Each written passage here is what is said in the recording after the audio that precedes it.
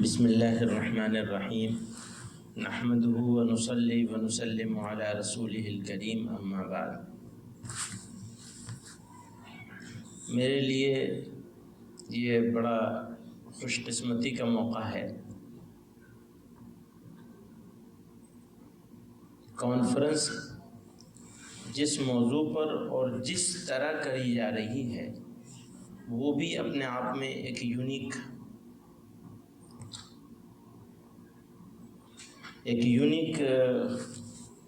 موقع ہے، عظیم موقع ہے۔ اس کے منتظم جماعت اسلامیہ ہند ہے اور پروگرام مشترک ہے، کوئی مہمان نہیں ہے، ہم سب میزبان ہیں۔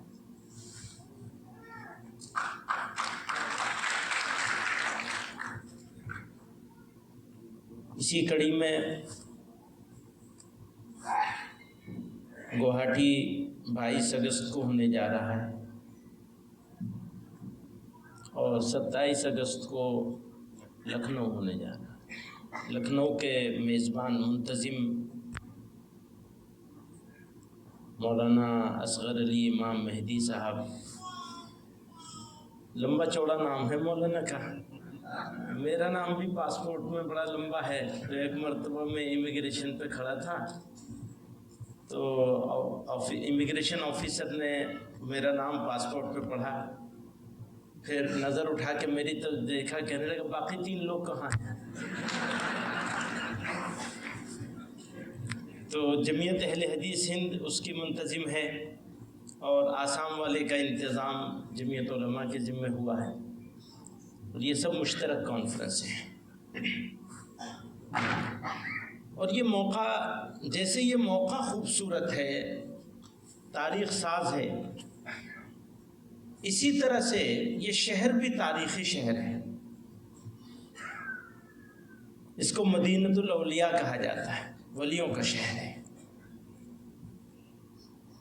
اور مولانا کہہ رہے تھے کہ نہیں، ملک معتصم صاحب کہہ رہے تھے کہ احمد آباد سے شروعات ہو رہی ہے، اولیاء اللہ کا شہر ہے، برکت ہوگی، کام بڑھے گا آگے۔ ہمارے سامنے 2 مسئلے ہیں، دونوں مسلمانوں سے وابستہ ہیں۔ بات تو ملک کی ہو رہی ہے، مگر یہ ملک مسلمان کے بغیر کچھ نہیں ہے۔ کیا ہو سکتا ہے یہ ملک مسلمان کے بغیر؟ اور جو لوگ اپنی آنکھوں میں یہ خواب سجا کے بیٹھے ہیں کہ وہ اس ملک کو مسلمانوں کے بغیر بنا لیں گے، وہ اپنے اس خواب کو بھول جائیں۔ یہ کبھی ہو نہیں سکے گا۔ تو مسئلہ مسلمانوں کا ہے۔ ہمارے ہاں یہ بحث ہے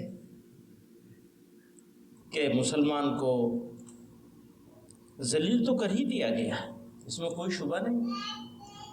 اگر آپ ٹی وی چینلز روزانہ اٹھا کر کے دیکھ لیں، اور وہ ٹی وی چینلز بے وجہ نہیں کر رہے ہیں، ایسا نہیں کہ اچانک ہو رہا ہے۔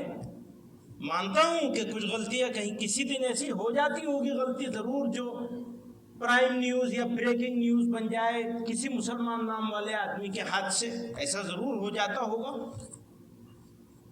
لیکن یہاں تو روزانہ ہی ہے۔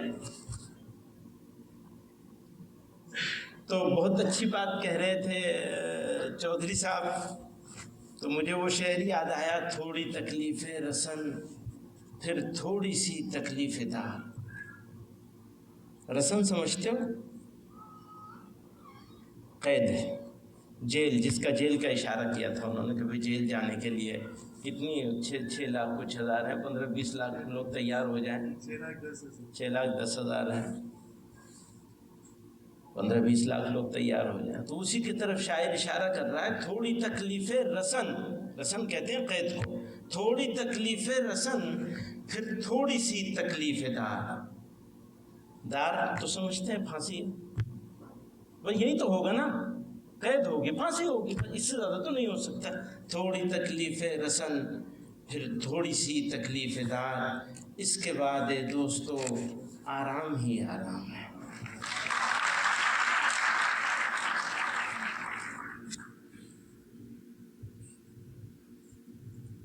چراغ کی بات کری پرشانت کمار جی نے، کمار پرشانت جی نے،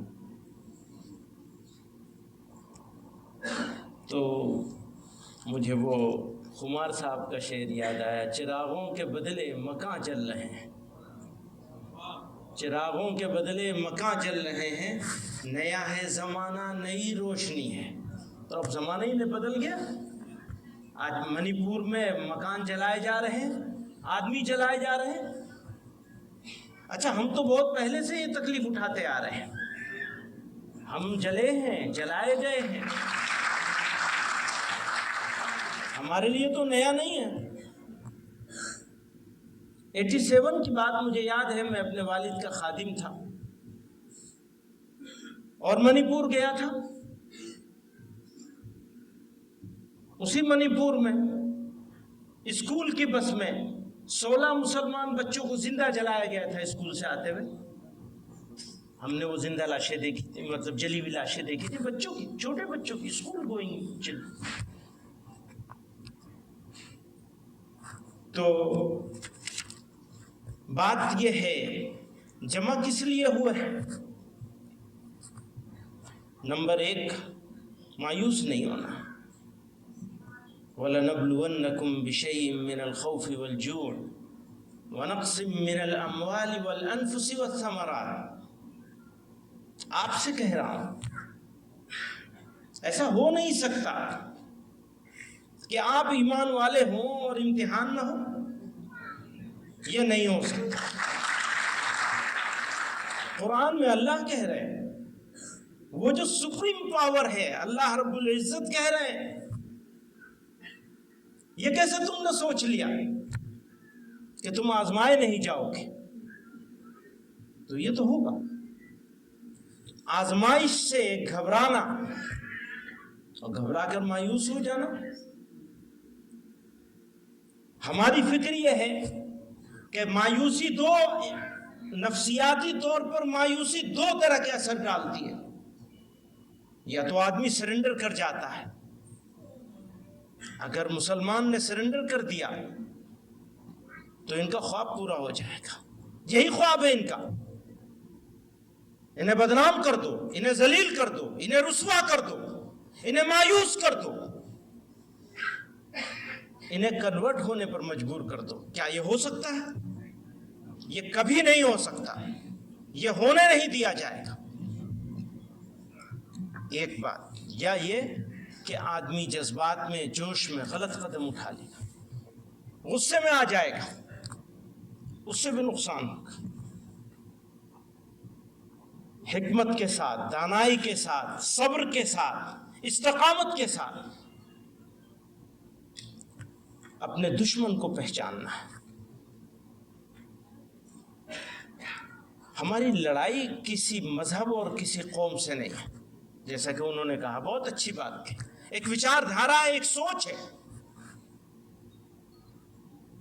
وہ سوچ کسی وقت میں کسی کو غلام بنا کے رکھے ہوئی تھی، اب کسی کو کسی وقت میں غلام بنانا چاہ رہی ہے، سیکنڈ گریڈ سٹیزن بنانے کی۔ سب کچھ ہو سکتا ہے، غلامی منظور نہیں ہے۔ یہ سر جھکا ہے جہاں، وہیں جھکے گا، بس جہاں جھکا ہے وہیں جھکے گا، کسی اور کے سامنے نہیں جھکے گا انشاءاللہ۔ تو پہچاننا ہے، اپنے آپ کو پہچاننا ہے۔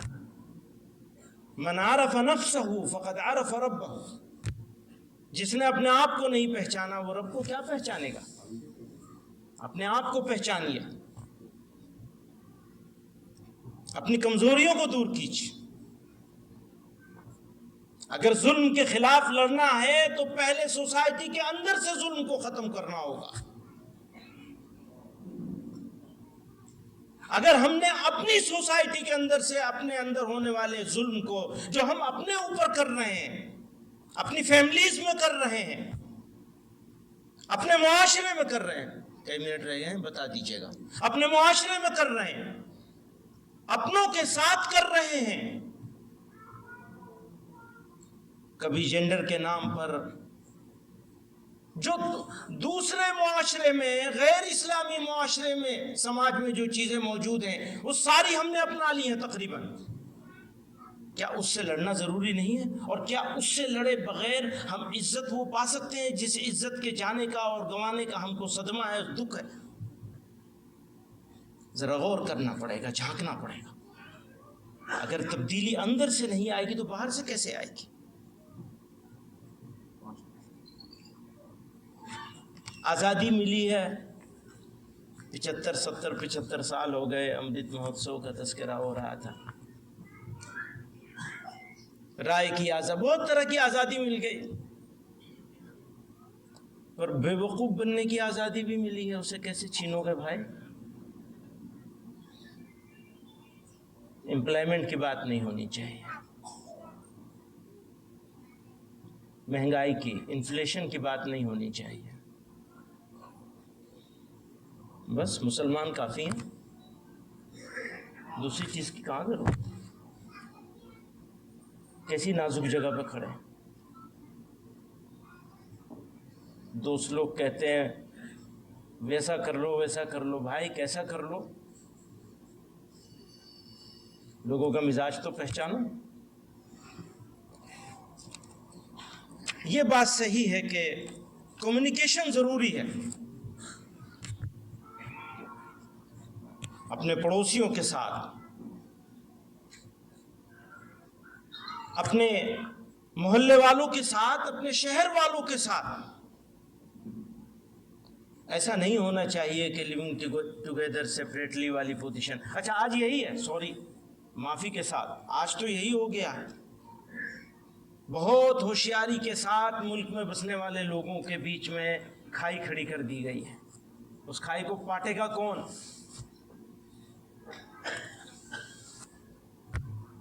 کون پاٹے گا؟ پر کوشش تو ہمیں ہی کرنی پڑے گی، ہمارے اوپر ذمہ داری زیادہ ہے.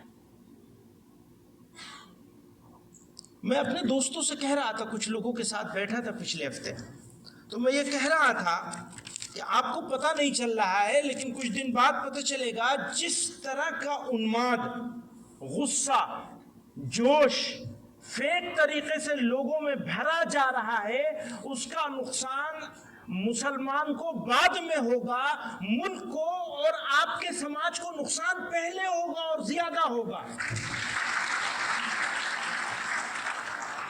اس کو سمجھنا پڑے گا. اگر نہیں سمجھیں گے تو ملک کا نقصان ہو جائے گا. ہم تو 75 سال سے جھیل رہے ہیں. آپ یاد کیجئے ایودھیا کو، 450 سال سے جھگڑا بتاتے ہیں کہ جھگڑا تھا. 50-60 سال سے زیادہ ہو گیا تھا اس کو کورٹ میں. تو میں تو سب سے یہی کہتا ہوں، اپنے سارے دوستوں سے، میرے دوست اچھے خاصے دوست ایسے ہیں جو مسلمان نہیں ہیں، سب دوستوں سے کہتا ہوں کہ بھائی آپ کہتے تھے مندر توڑا گیا، مسجد بنائی گئی، اور جس ججمنٹ کے ذریعے سے مندر بن رہا ہے اس ججمنٹ، وہ ججمنٹ تو یہ کہہ رہا ہے اس کا ثبوت ہی نہیں ملا. تو پھر سوسائٹی کو آگے آنا چاہیے تھا، بڑے بھائیوں کو، اور یہ کہنا چاہیے تھا ثبوت نہیں ملا ہے، آپ یہاں مسجد بنائیے. جبرن توڑی گئی تھی. لیکن ٹھیک ہے، رات تھوڑا لمبی ضرور ہو گئی ہے، لیکن یاد رکھیے گا سورج تو نکلے گا ضرور. رات ہمیشہ